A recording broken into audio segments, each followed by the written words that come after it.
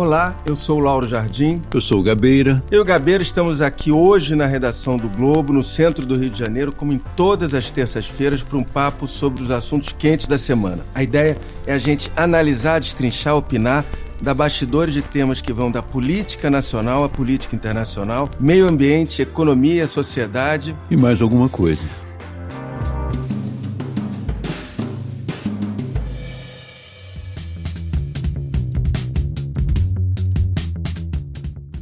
O Lauro Gabeira está disponível a partir das 5h30 da tarde, das terças-feiras, no site do Globo, no Spotify, no iTunes ou na sua plataforma preferida de áudio.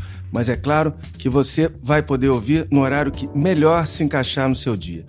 Hoje, eu e o Gabeira vamos conversar sobre dois temas. A gente vai falar sobre o julgamento dessa quarta-feira, dia 20, no Supremo, quando vai ser decidido se o STF confirma a decisão monocrática do presidente Dias Toffoli, que suspendeu em julho cerca de 940 investigações e ações penais baseadas nas informações dadas por órgãos de controle, como o antigo COAF, obtidas sem autorização judicial.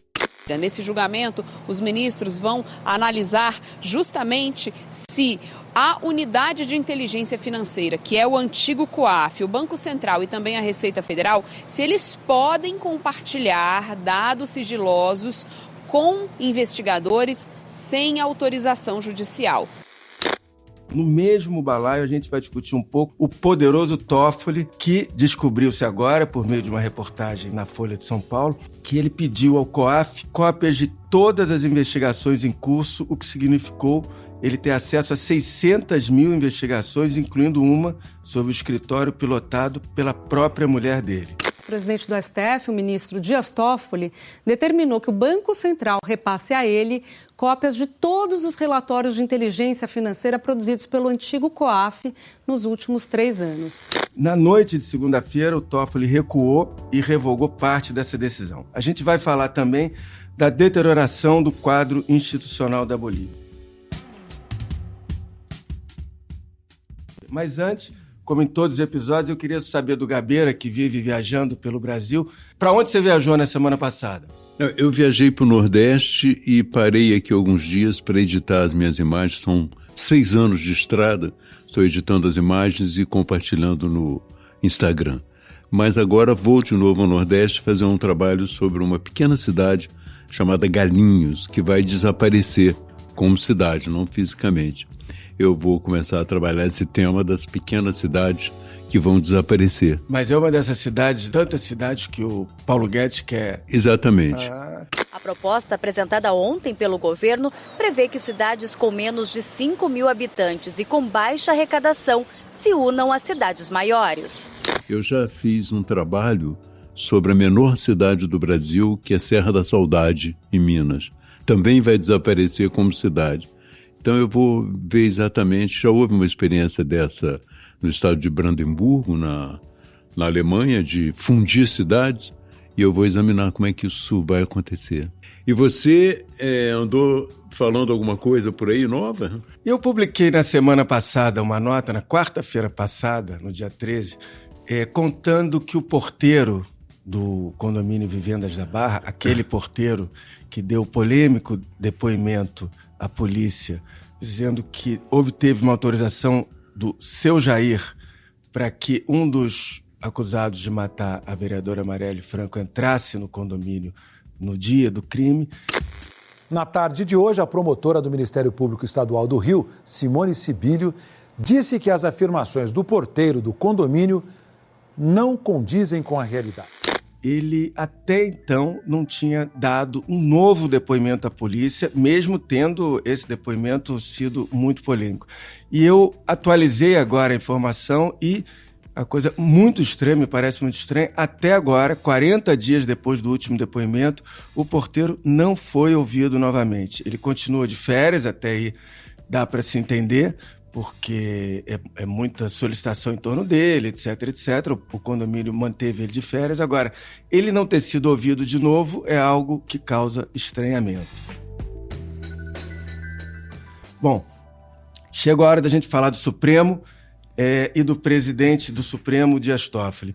Gabeira, o Supremo novamente está dividido, até onde eu apurei, entre referendar ou não a decisão tomada em julho pelo presidente Toffoli. Ou, como você chamou no artigo ontem no Globo, o Big Toffoli. O presidente do STF, o ministro Dias Toffoli, anulou a própria decisão que determinava a apresentação de dados sigilosos de 600 mil contribuintes, né? Pelo que eu apurei, não é pequena a chance do placar dar novamente um 6-5, embora eu não arrisque cravar para qual dos lados vai ser esse 6-5. Agora, novamente, um Supremo dividido. Gabriel, o que realmente está em jogo nesse caso? Olha, eu imagino, esse caso é muito confuso e muito chato às vezes. Então eu tenho uma vontade muito grande de explicá-lo sem confusão e sem chatice. Eu acho que isso você entende melhor analisando a história da luta contra a corrupção. Na luta contra a corrupção no mundo foram cunhados alguns conceitos básicos, sobretudo nos Estados Unidos. Um deles é seguir o dinheiro. Sim. Follow the money. Os especialistas na luta contra a corrupção no Brasil, Moro inclusive, sempre levaram isso muito a sério. Siga o dinheiro e você descobre quem que é o chefe, quem que é o responsável pelo crime. O Moro se especializou em lavagem de dinheiro. Ele foi até num determinado momento assessor da Rosa Weber exatamente nesse tema. E ele queria, evidentemente, que o COAF se uniu, a Receita se uniu à Polícia Federal, ao Ministério Público na Lava Jato. Foi um sucesso. E o Moro queria que o COAF, o Comitê de Controle de Atividades Financeiras, fosse para o Ministério da Justiça. Perdeu. Foi a primeira derrota, né? Ele ficou ali e o próprio Bolsonaro reformulou o COAF e o transformou em UIF, Unidade é um nome que até de Inteligência hoje ninguém Financeira. Decora. A força UIF. do COAF permanece o nome, porque o que se colocou no lugar, e hoje está sob o comando do Banco Central, não tem a força de antes, e claramente foi o objetivo do Bolsonaro, foi o contrário do que inicialmente ele falava, de combate à corrupção. Exato. O presidente Jair Bolsonaro assinou a medida provisória que irá transferir o COAF do Ministério da Economia para o Banco Central. Passa a se chamar Unidade de Inteligência Financeira.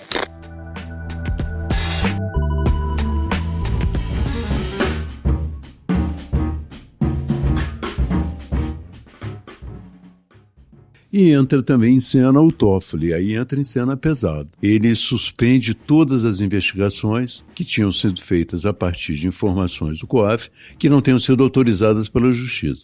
Segundo o Ministério Público, já são 935 investigações que ficaram suspensas. Houve repercussão internacional, a OCDE mandou até um representante ao Brasil, porque ao nos desligarmos do controle financeiro, nós saímos também do âmbito internacional dos países sérios. Sim. Nós viramos uma espécie de paraíso fiscal, né? Esse período, esse lusco-fusco, que vai ser decidido amanhã, transformou o Brasil num paraíso fiscal, né? Pelo menos nesse momento. Na decisão de amanhã, os ministros, eu conversei com alguns ministros, eles deixam claro o seguinte: as investigações vão continuar, agora o que eles vão discutir amanhã é a modulação disso. O que eles vão discutir na quarta-feira é qual investigação, em que grau ela está e que ela vai necessitar de autorização judicial. Todas? Não, todas não. Algumas podem continuar sem. Agora, a questão que fica, assim como na decisão mais recente do Supremo, que tinha o Lula no centro, a gente tem agora o filho do presidente da República no centro disso. Flávio Bolsonaro é investigado pelo Ministério Público Estadual, suspeito de ficar com parte dos salários de funcionários de seu gabinete, quando era deputado estadual no Rio. E ao lado, a mulher do Toffoli e a mulher do Gilmar Mendes. Exatamente. É uma trinca. É uma trinca. Uma trinca de pessoas poderosas que foram atingidas pelas investigações. Evidentemente que em certos momentos houve também um vazamento condenável. Sim. De informações, ora sobre a mulher do Toffoli, ora sobre a mulher do Gilmar. Mas, de qualquer maneira, não era o caso de você acabar com o processo.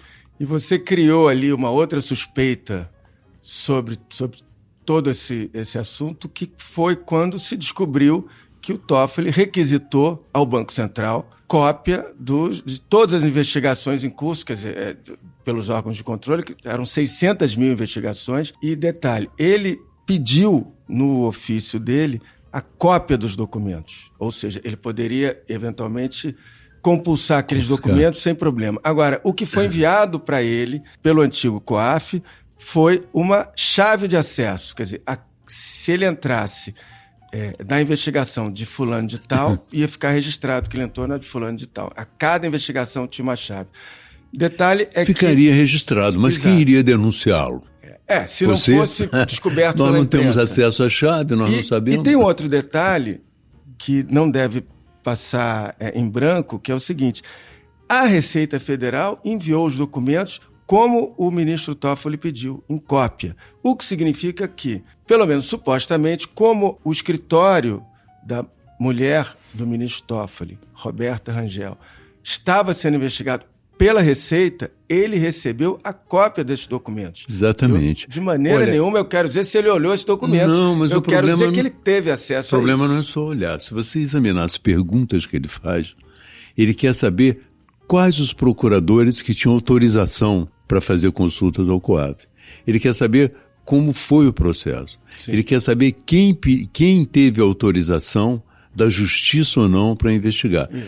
Enfim, ele está buscando uma forma de punir também os investigadores. Essa é a questão. Quer dizer, todo o conjunto de perguntas que ele faz, e inclusive, se você examinar um dos seus defensores, que é o Renan Calheiros, você se lembra do Renan Calheiros? Há muita gente que ainda se lembra, ele foi presidente do Senado. Ele foi ao Twitter dizer o seguinte: olha, ele está pura e simplesmente, o Toffoli está pura e simplesmente acabando com essa bagunça de investigação sem propósito, não sei o quê. Evidentemente que é um movimento para inibir investigações. E nesse sentido, o Gilmar Mendes também está presente e alguns outros ministros. Deus nos livre disto. Os autoritarismos que nós vemos aí já revelam que nós teríamos não um governo, mas uma ditadura de promotores ou uma ditadura de juízes. Interessante quando você falou, o Supremo está dividido, mas ele sempre esteve, né? Ele continua a mesma divisão. É a mesma divisão. A mesma divisão. Rigorosamente, é a mesma divisão dos ministros. Todo mundo hoje sabe de cor o que é a seleção dos ministros, são 11 ministros. Nesse caso, até onde eu sei, o ministro Alexandre de Moraes é o voto da dúvida. Ninguém sabe para que lado ele irá na decisão de quarta-feira. Agora, é isso, o Supremo continua dividido entre os que querem um pouco mais de investigação e os que querem paralisar a investigação. Ou como também esse grupo que quer menos investigação gosta de dizer, quer modular as investigações, as decisões, para poder ter uma investigação não tão profunda. E isso pode representar para o Brasil um grande desprestígio internacional. Quer dizer, o consenso internacional hoje é de que você deve investigar. Todas as informações financeiras são importantes nessa luta contra o crime, inclusive internacionalizado. A OCDE mandou um representante aqui ao Brasil e ele falou, olha, nós achamos estranho. A entidade também considera preocupante a decisão do presidente do STF, ministro Dias Toffoli, de suspender o uso em investigações de dados detalhados fornecidos por órgãos de controle, como o antigo COAF, a Receita Federal e o Banco Central, sem autorização judicial. Isso. E dificilmente o Brasil vai entrar na OCDE se ele tiver a mesma posição que o Toffoli tem. Ele deixa de ser um país capaz de participar de um grupo mais sério. Entende? Então isso é um dado que muitas vezes as pessoas não levam em conta, porque elas estão perdidas na sua causa própria, no seu problema direto ali. Bom, pegaram a minha mulher, então agora eu vou pegá-los. Pegaram o filho do presidente, então... Mas eles não perceberam que estão criando uma situação internacional delicada para proteger. Eu acho que no início, para proteger o Flávio Bolsonaro. Eu até disse, quer dizer, a vontade de tirar as nádegas do menino da seringa da investigação financeira.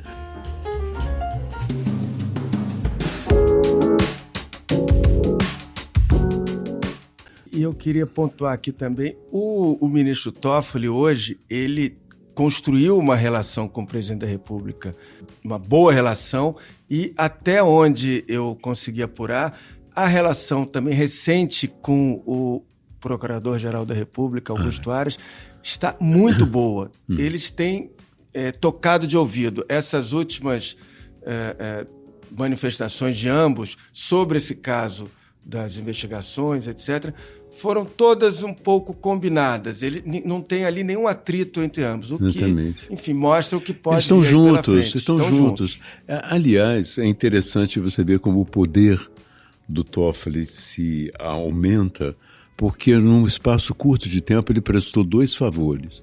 Um favor ao Bolsonaro, tirando o menino da confusão, e outro favor ao Lula, porque ele foi o voto de Minerva. De forma que, no meu entendimento, nestes casos, a execução deve ser imediata, sem sequer o julgamento em segunda instância. Exatamente. Então, como os populistas brasileiros são vulneráveis, entende? Quem fica no meio prestando favores a ele passa a ser um cara importantíssimo. Exato. Gabriel, eu acho que de Supremo, eu não vou dizer que a gente vai parar, porque eu acho que nos próximos episódios o Supremo vai voltar muito aos nossos temas aqui. Mas vamos falar um pouco de Bolívia, que aparentemente é uma crise que está longe de terminar, né? Não dá para ver ainda o fim.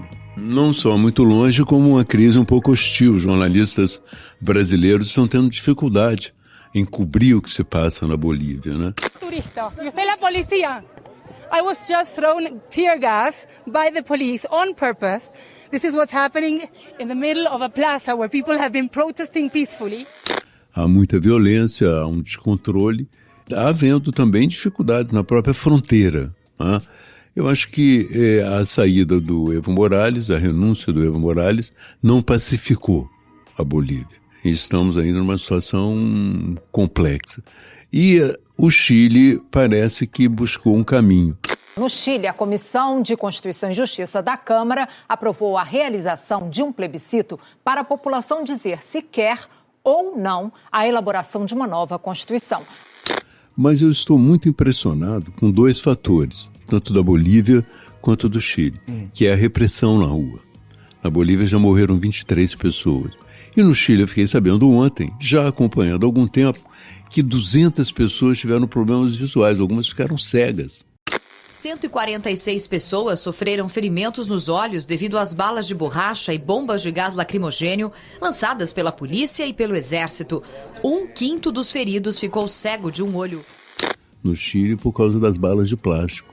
Então, há já quase uma geração de chilenos que participou dessas lutas e que ficou visualmente prejudicado. É um número impressionante. 235, segundo as organizações. Alguns cegos completamente. É algo que você começa também a colocar tem que ser colocado em termos internacionais. Quer dizer, vamos continuar usando essas balas de plástico, porque fizeram uma pesquisa e observaram que as balas de plástico são de plástico só no Brasil, nas manifestações superfície. de 2013... Já houve alguns um fotógrafo. Tipo, um fotógrafo. Exato. Em São Paulo houve alguns casos também de manifestantes. Essa bala de borracha ela acertou o meu olho esquerdo e a consequência dessa violência foi a perda total da visão desse meu olho. Eu lembro de ouvir o estouro já de uma bomba e a tropa muito perto. Então era preciso estudar um pouco o que são realmente essas balas de plástico e se elas são tão inofensivas quanto eles acham que são. E, na verdade, o Chile está mostrando uma nova realidade. Voltar aqui para a Bolívia, puxar uma questão importante para a economia brasileira. O Brasil foi um dos primeiros países a reconhecer o novo governo da Bolívia, reconhecer a senadora Jeanine Áñez.